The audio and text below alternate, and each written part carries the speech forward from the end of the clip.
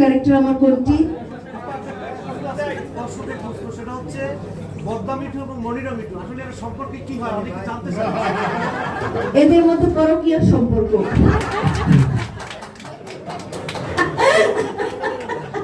আসলে আমরা ভাই বোন, কখনো আমরা ভাই বোন, কখনো বন্ধু, কখনো দেখা যায় যে পিতা কন্যা, এরকম সম্পর্ক বদ্দা মিঠুর।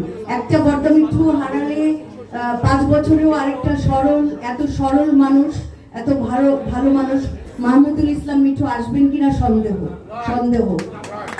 আগে আমরা যখন পেমেন্ট পেতাম না, উনি দৌড়াতেন, প্রডিউসার ডিরেক্টরদের দড়ি দিয়ে বেঁধে রাখতেন, প্রত্যেকের পেমেন্ট আদায় করে উনি বাসায় ফিরতেন। এটাই বদ্দা মিঠু।